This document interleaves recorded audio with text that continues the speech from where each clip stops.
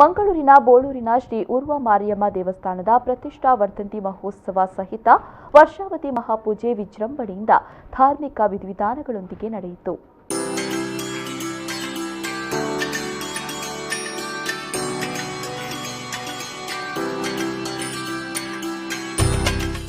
ಶ್ರೀ ಕ್ಷೇತ್ರದಲ್ಲಿ ಮಾರ್ಚ್ 9ರಿಂದ 10ರವರೆಗೆ ಪ್ರತಿದಿನ ಧಾರ್ಮಿಕ ಕಾರ್ಯಕ್ರಮಗಳು ನಡೆಯಿತು.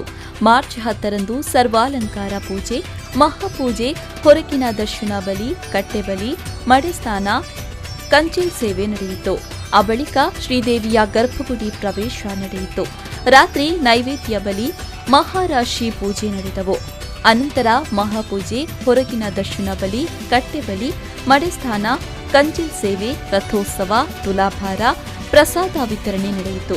ಧಾರ್ಮಿಕ ಕಾರ್ಯಕ್ರಮದಲ್ಲಿ ಅನೇಕ ಭಕ್ತ ಸಮೂಹ ಪಾಲ್ಗೊಂಡು ಶ್ರೀದೇವಿಯ ಪ್ರಸಾದವನ್ನು ಸ್ವೀಕರಿಸಿದರು. ಇದೇ ವೇಳೆ ಉರ್ವ ಶ್ರೀ ಮಾರಿಯಮ್ಮ ದೇವಸ್ಥಾನದ ಆಡಳಿತ ಮುಕ್ತೇಸರರು ಮತ್ತಿತರರು ಉಪಸ್ಥಿತರಿದ್ದರು. ಶರಸಾಲಿಯನ್ ವಿ4 ನ್ಯೂಸ್ 24/7 ಮಂಗಳೂರು.